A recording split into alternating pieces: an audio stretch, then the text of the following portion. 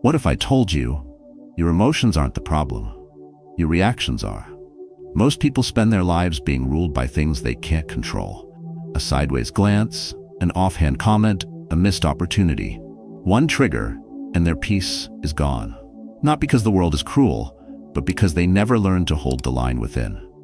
This video is about changing that, permanently. It's about learning how to act as if nothing bothers you, even when the world throws everything it has at you. No more emotional outbursts, no more spirals of overthinking, just quiet clarity and power under pressure. This isn't a motivational pep talk. It's a practical guide rooted in Stoic philosophy, emotional detachment techniques, and mental strength training. You'll learn how to master your reactions, silence your inner chaos, and build a mindset so steady that nothing external can shake it. Because you're not weak. You're just untrained. And the truth is, you don't need less stress. You need more discipline, more control. You're not alone in this. Every man who ever broke through did so by first mastering himself. This is your chance to begin. Stay with me. What comes next is not theory, it's transformation. And once you understand the quiet strength of Stoic detachment, you'll never look at your reactions the same way again. Let's get into it. 1. Respond, don't react. The power of emotional pause. Every time you explode, argue, defend, or lash out, you lose. Not to the world, to yourself. Because the moment you react without thought, you hand over control. And a man who hands over control has no power. The world is full of noise, people testing your patience, unfair comments, disrespect. You can't control how others behave, but you can control whether they get access to your emotions. That's where your real power lives. In your pause, in that tiny space between what happens to you and how you choose to respond. This space is where your transformation begins. Not by silencing the world, but by silencing your reflex. Because reacting is easy. It's automatic. It doesn't take discipline. But responding with intention, that's mastery. We've been conditioned to believe that being loud means being strong, that we have to prove a point, speak back, defend our pride. But pride built on impulse is hollow. It collapses under pressure. Real strength doesn't flinch. It listens, it waits. And when it speaks, it changes the tone of the room, not by volume, but by clarity. When you react instantly, you're not in control. Your emotions are. Your nervous system hijacks your mind, pushing you into the fight or flight state. Your heart races, your breath shortens, logic disappears. And when logic disappears, regret often follows. This is where most men stay stuck, chained to their emotions, imprisoned by their inability to pause. But the man who trains his pause, he's different. He becomes untouchable. He doesn't need to yell to feel powerful. He doesn't need to explain his calm. His silence is unsettling.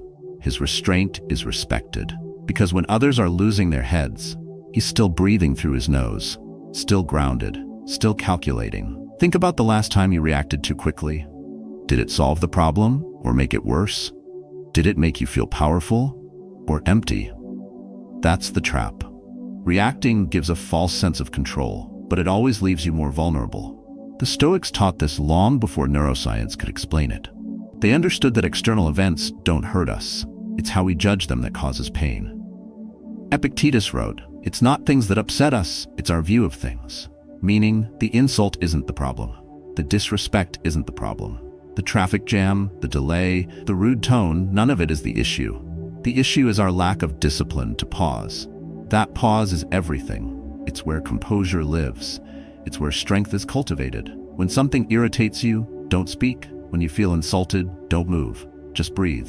Count to 10. Let the moment settle without giving it your reaction. Because when you stay still, you expose the other person, not yourself. This pause isn't a weakness. It's strategy. And strategy wins long term. You're not suppressing your emotions. You're choosing not to be dominated by them. You're showing the world that your peace isn't up for grabs. That your power isn't reactive, it's proactive. This approach doesn't make you passive. It makes you precise. It allows you to see clearly before choosing your move. And sometimes the smartest move is no move at all. Let the other person drown in their own drama. You're here to rise above it. In real life, this looks like stepping away instead of yelling back. It's choosing silence over sarcasm. It's waiting a few hours before replying to a harsh message. It's deleting the email draft and rewriting it later. It's walking out of the room and coming back stronger. These aren't signs of weakness. They're proof that you've built something rare, emotional detachment without apathy. The more you practice this, the more natural it becomes.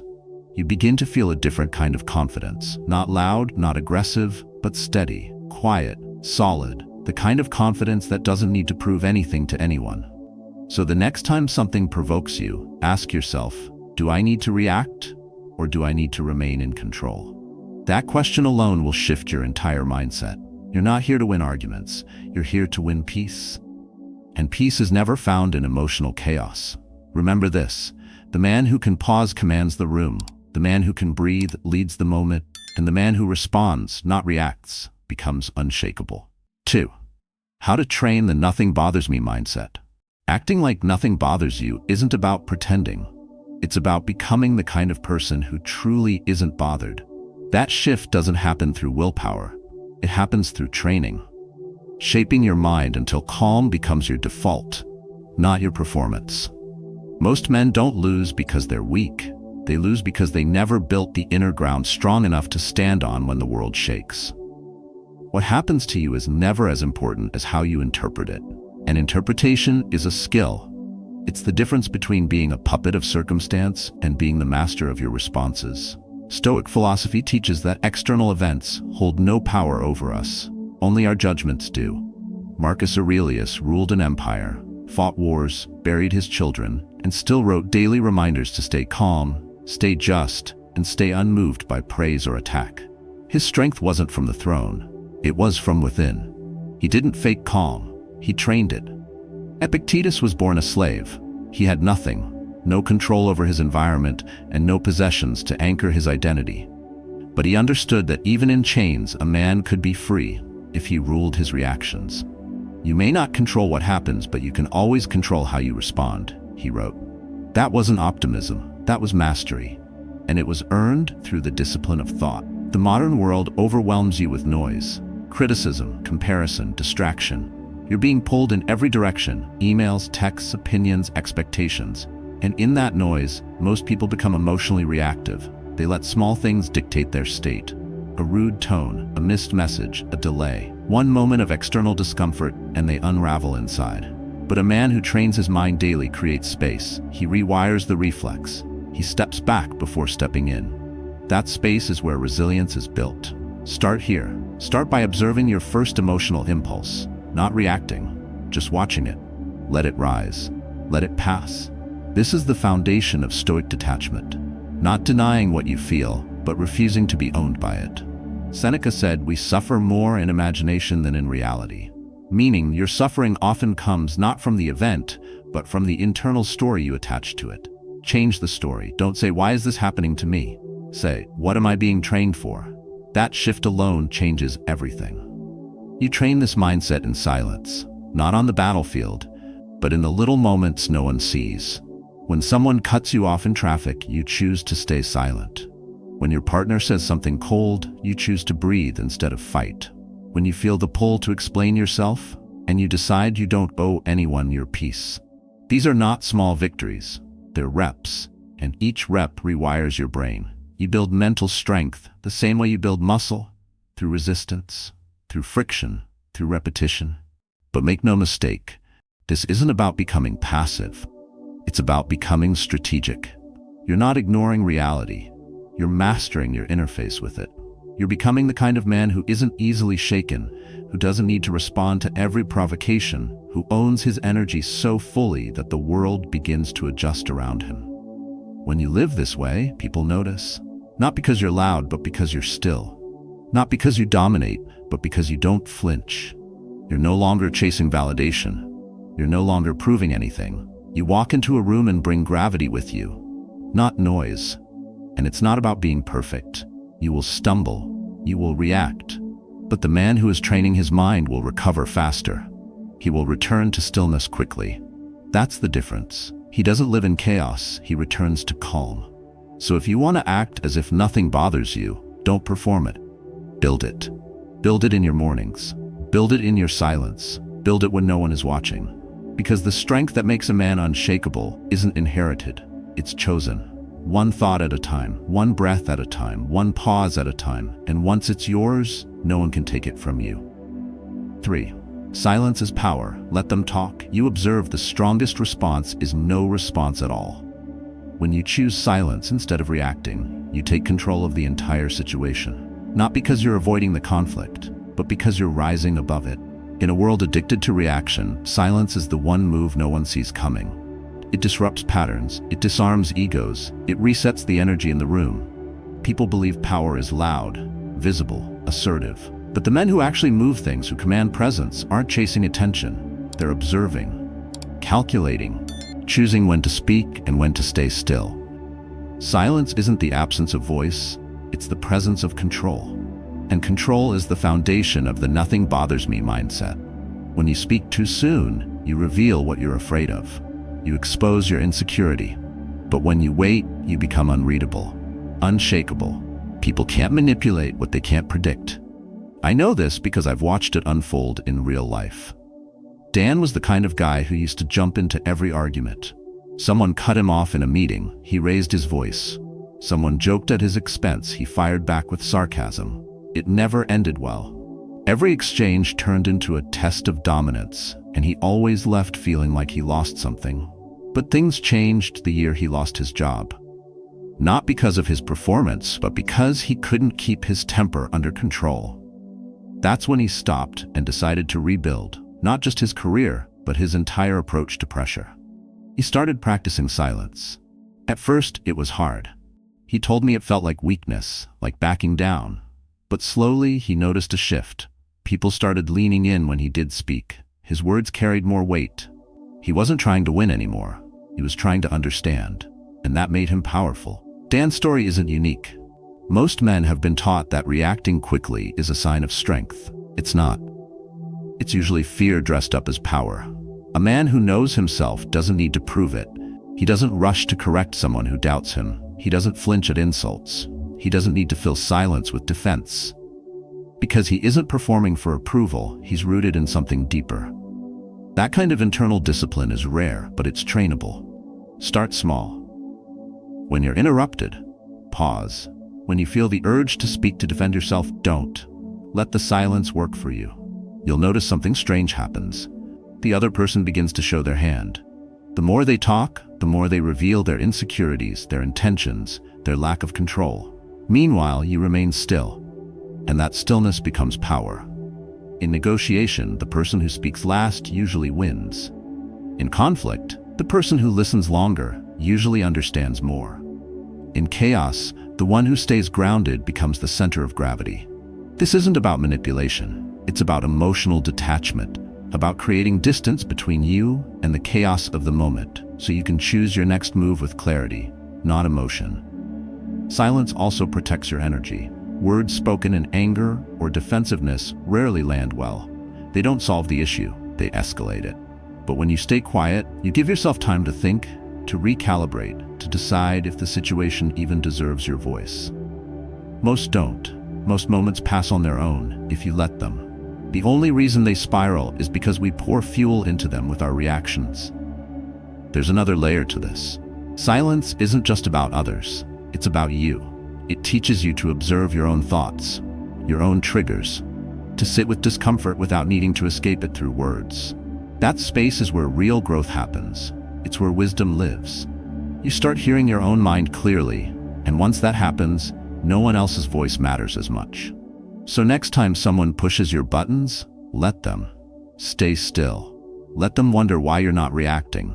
Let them feel the weight of your silence. Let them try to guess what you're thinking. That mystery makes you powerful, not because you're hiding, but because you've chosen not to bleed in front of those who haven't earned your truth. In the end, silence isn't passive, it's intentional. It's what separates the impulsive from the disciplined, the predictable from the powerful. Speak less, mean more.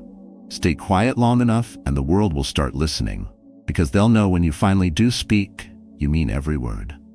4. Stay composed under pressure. Train before the storm.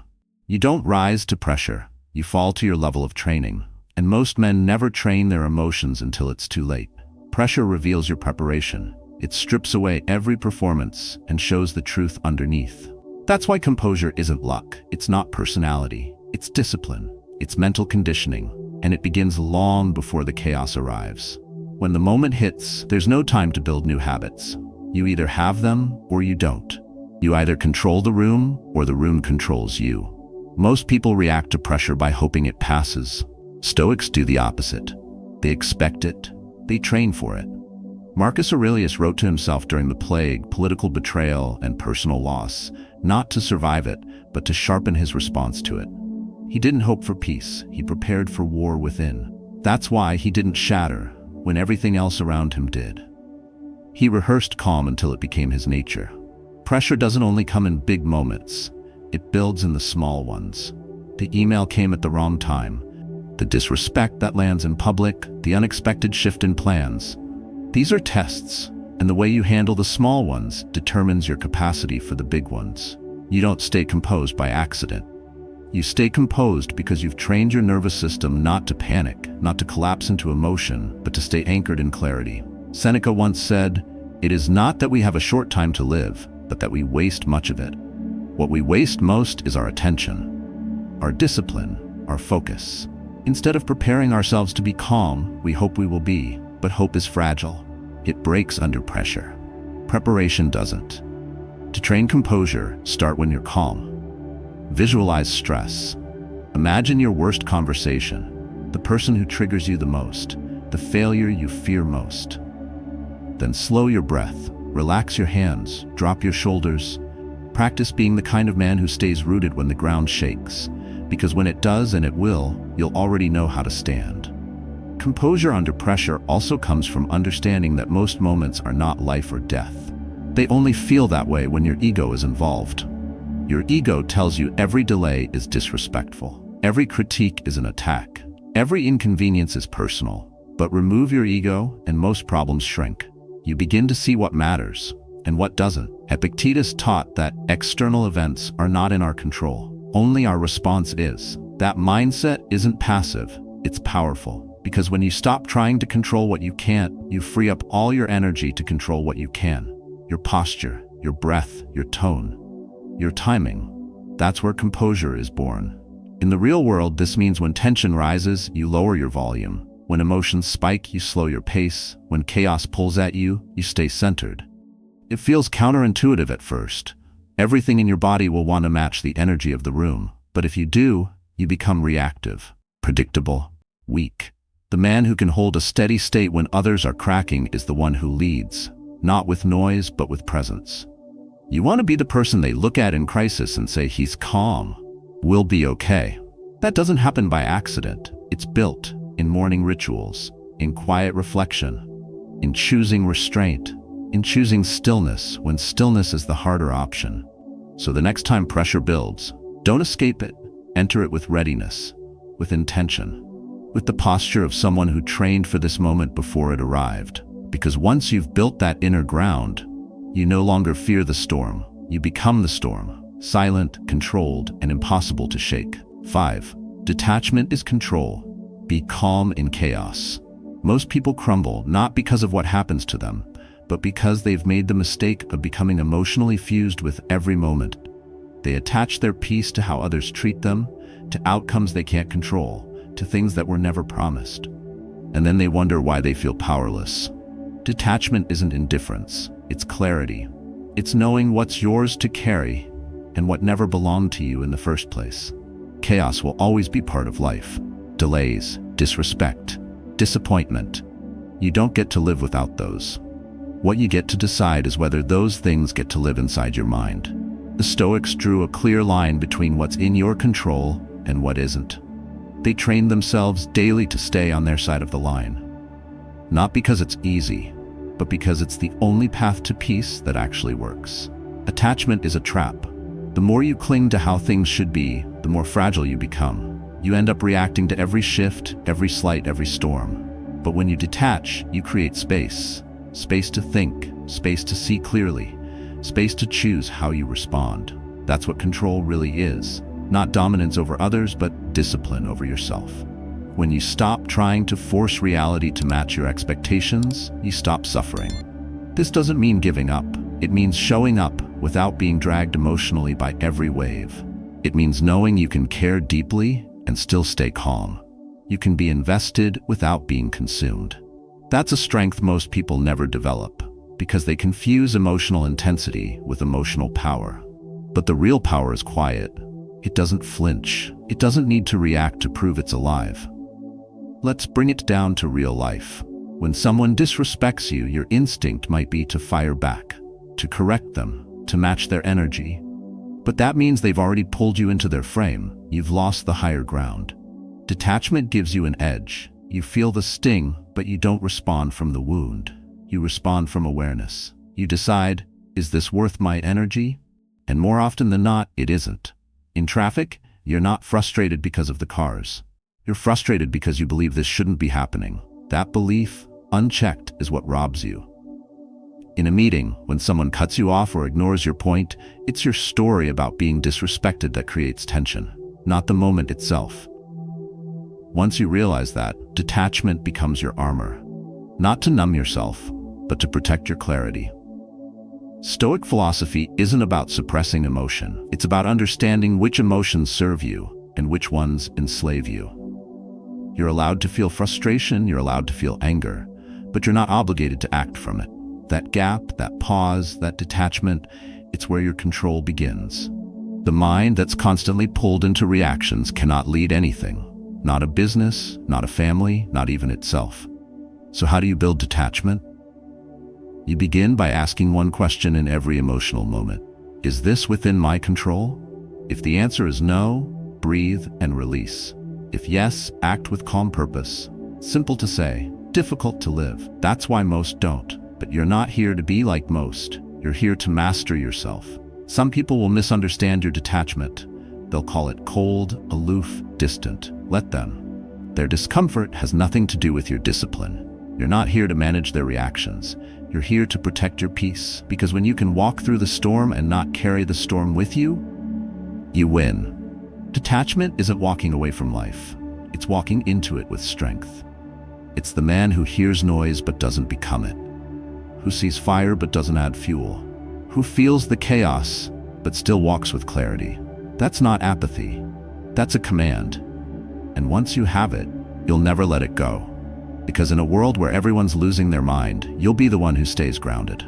Not because life got easier, but because you got stronger. 6. Handle criticism. Like a master criticism is a mirror. It shows you where you're strong and where you still flinch. Most people fear it. They run from it, argue with it, take it personally, or let it sink into their identity. But criticism doesn't destroy you. Your interpretation of it does. That's why the way you handle it reveals more about your mind than words ever could. When you master your response to criticism, you stop being controlled by approval. You stop reacting from insecurity. You begin acting from clarity. Criticism is part of life. If you're doing anything worth attention, you're going to attract opinions. Some true, most not. The Stoics never saw criticism as a threat. They saw it as a filter, a way to test themselves. Epictetus taught that when someone insults you, ask yourself, is what they said true? If yes, fix it. If not, ignore it. Simple, brutal, effective. Because your energy is too valuable to waste on defending yourself from people who were never trying to understand you in the first place. But to live like this, you need a different frame. You need to separate who you are from how people speak about you. And that takes practice. You need to get comfortable being misunderstood. Comfortable knowing that the truth isn't always loud. That being right doesn't always look like winning. That peace sometimes means saying nothing, even when you're tempted to correct everyone's opinion. This reminds me of a man named Tim. Quiet, reserved, unshakable. He built his own company from the ground up and refused to play politics. While others chased claps and compliments, Tim focused on results, and it worked. But success never protects you from criticism. In fact, it attracts more. One day, a younger partner publicly questioned his leadership in front of the whole team. A direct shot. Everyone expected a reaction, a rebuttal, some kind of power move. But Tim didn't flinch. He looked at the guy, nodded once and said, "Let's talk after this." Then he kept the meeting going like nothing happened. No defense, no tension, just composure. Later, I asked him how he stayed so calm. He said, "If I react emotionally to a challenge like that, I validate it. I let him control the room. But if I stay grounded, he exposes himself, and I stay in control." That's detachment in real time. And that's the power of self-trust. When you know who you are, you don't need to fight every attack. You don't need to react to every low blow. You stay still. Let the noise echo, then fade. Most criticism isn't about you. It's a projection of the critic's own frustration, insecurity, or ignorance. If someone hasn't built what you're building, why would their opinion define how you move? You wouldn't take swimming lessons from someone afraid of water. Don't take personal feedback from someone who's never stood where you're standing. Still, not all criticism is useless. There's a difference between constructive feedback and emotional attacks. The key is discernment. Stoicism doesn't teach you to ignore all voices. It teaches you to listen without absorption. Filter feedback. Keep what helps. Discard what doesn't. And stay emotionally untouchable in the process. Here's how you do that.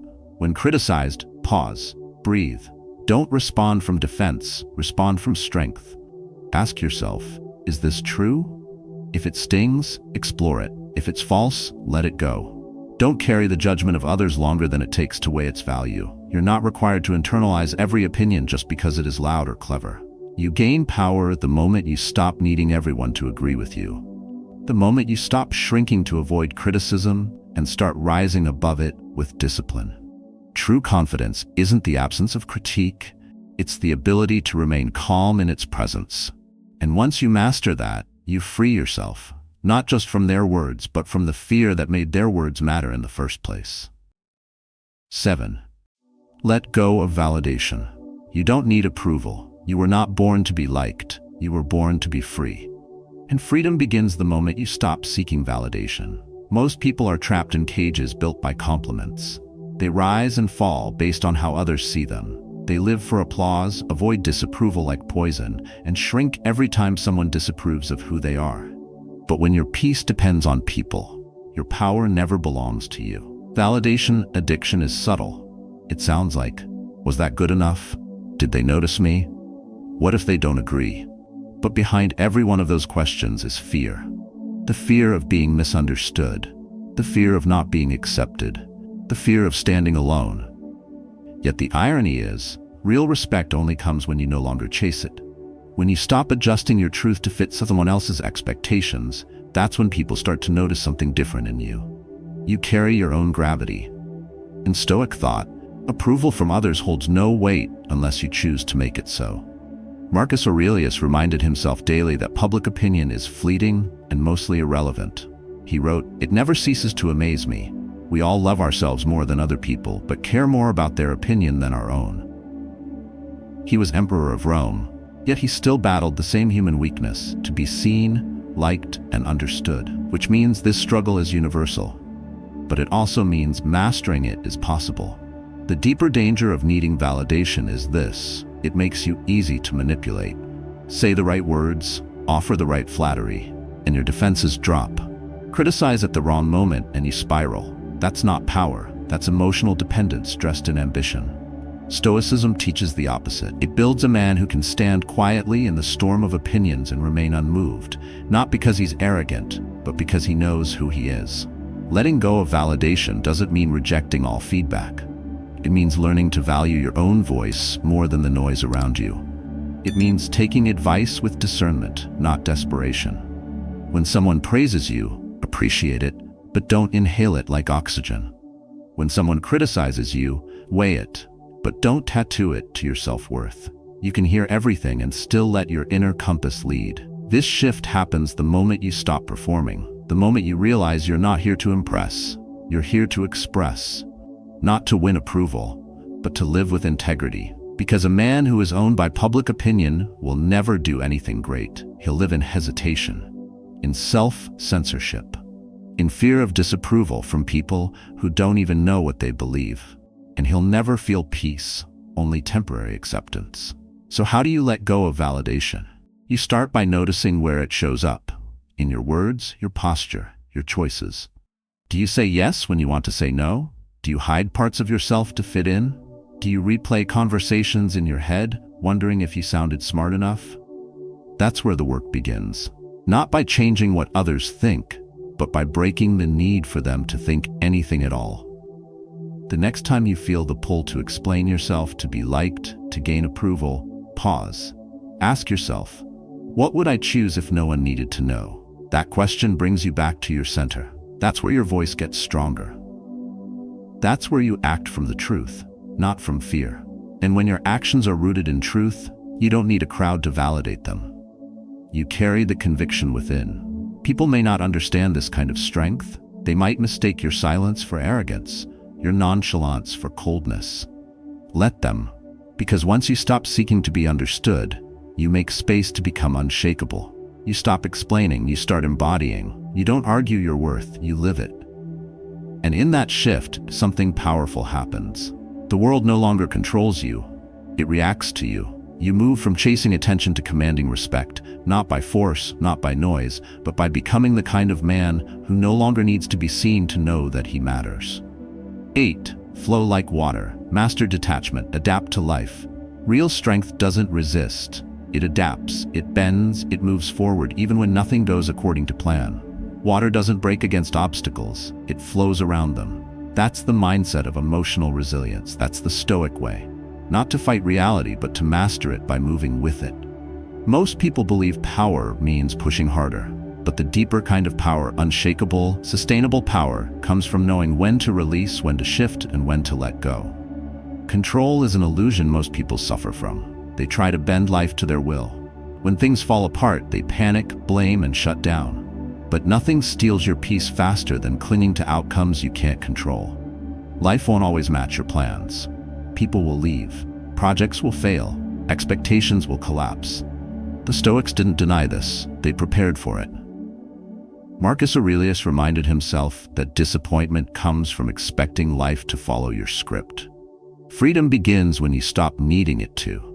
Detachment is not detachment from effort. It's detachment from outcome. You show up, do the work, love fully, give everything, but you release your grip on how it ends. That's what separates chaos from calm. That's what allows you to act as if nothing bothers you. Not because nothing hurts, but because nothing owns your peace. My friend Emma, she understood this. She wasn't always that way. When I met her, she was climbing fast, smart, driven, intense. Everything had to be perfect. Every goal is meticulously planned. Every result chased as her worth depended on it. And it worked for a while. Until one day, the contract she had spent 6 months building vanished in one phone call. The client pulled out. The entire strategy unraveled. I watched her fall quiet, not angry, not defeated, just still. When I asked her how she was holding it together, she said, "I gave my best. That's all I had control over. What they decide was never mine to carry." That stuck with me. Emma didn't quit. She adapted. She shifted her focus, rebuilt, and actually came back stronger. But it wasn't because she forced anything. It was because she let go of what no longer served her. She didn't waste time resisting the reality in front of her. She became like water, quiet, unstoppable, flowing through the cracks instead of smashing against walls. That's what Stoicism teaches you. Let go of the fantasy of how things should be and meet life exactly where it is. When something breaks, don't resist it, adapt to it. When someone leaves, don't chase, recenter. When your plans shift, don't freeze, recalculate. This doesn't mean life won't hit you hard. It will. But being hit doesn't mean you have to break. You move, you adjust, you stay in motion. The Stoics called this the art of living. To flow through adversity without becoming bitter. To adjust without losing your identity. To hold peace in chaos without pretending everything is fine. You don't have to be okay with what's happening, but you can stay grounded enough to respond with clarity, not emotion. Every setback is either an excuse to collapse or an invitation to evolve. When you stop resisting the detour, you start discovering strength you never knew you had. And slowly, you stop needing everything to go right. You just need to keep going, like water. Soft, but powerful. Patient, but relentless. So the next time life throws a punch, don't tense up. Breathe. Ground yourself.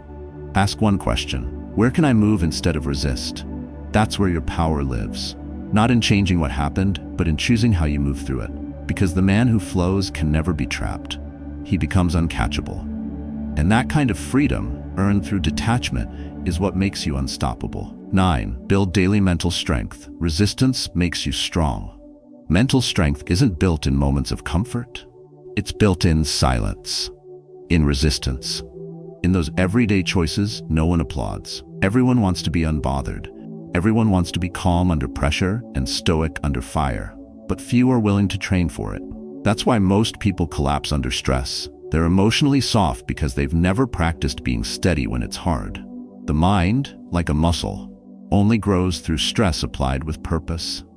You don't develop resilience by waiting for life to test you. You develop it by testing yourself first.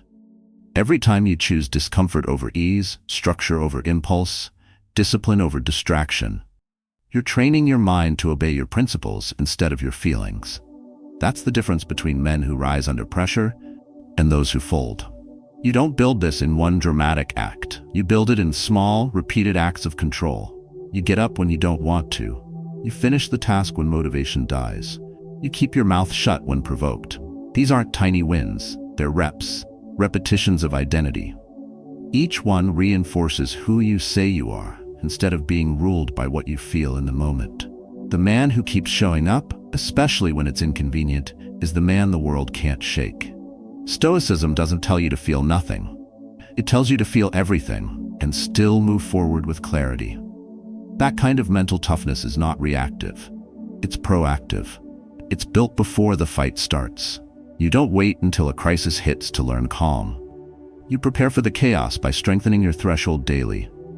You do this through friction, on purpose. Friction is what builds fire in a mind that's gone soft from comfort. The modern world is engineered to make you mentally lazy. Constant entertainment, easy dopamine, instant distraction, and every time you reach for ease, you lower your resistance. That's why so many feel fragile today, not because life got harder, but because discipline became optional. But for the Stoic, discipline is non-negotiable. Seneca wrote, "Endure and persist. This pain will turn to good by and by," meaning that the pain you choose becomes the power you keep. Mental strength also means taking full ownership. No excuses, no blaming the system, no waiting for permission. You don't need the weather to be perfect, the people around you to be supportive, or the timing to be right. You just need to act daily. That builds identity. An identity built from effort becomes self-respect. You stop needing external motivation when your internal standard rises. And that standard gets sharpened every time you resist the temptation to quit. What does this look like in real life?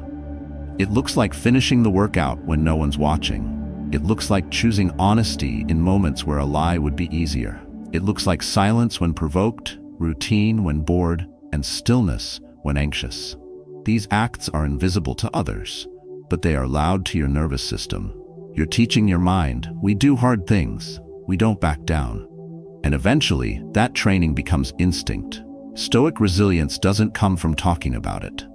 It comes from living it, from repeating behaviors until your emotional threshold stretches, from showing up to the same boring, uncomfortable habits every day because you're not chasing excitement. You're chasing excellence. When you think you're too tired, too late, too overwhelmed, those are the precise moments that shape your mind. The resistance isn't the obstacle, it is the path. Every day you're either feeding weakness or building strength. There is no neutral. Every choice either reinforces your control or erodes it. You don't become unbothered by accident. You earn that peace by practicing discomfort. That's the quiet secret of the mentally tough. They don't avoid struggle, they select it on purpose. And that choice gives them a kind of calm that no crisis can steal. So if you want to act like nothing bothers you, stop waiting for the world to go easy on you. Go to war with your own softness. Show up before it's urgent. Push when no one's watching. Discipline isn't about being perfect, it's about being consistent. That consistency over time becomes character. And character built through resistance, that's the kind of strength the world respects, because it's the kind that never needs to prove itself.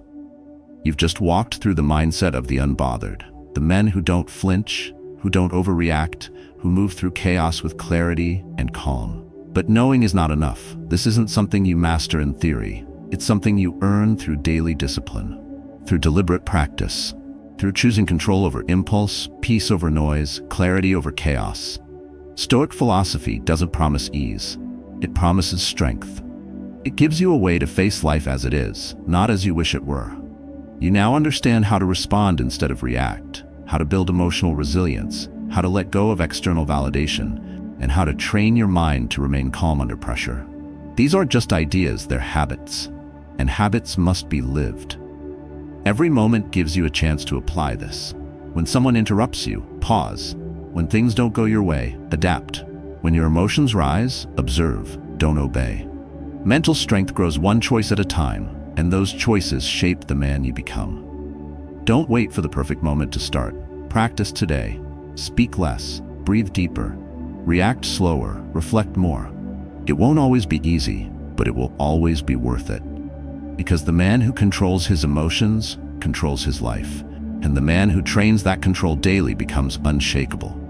If this message resonates with you, I encourage you to share your journey in the comments.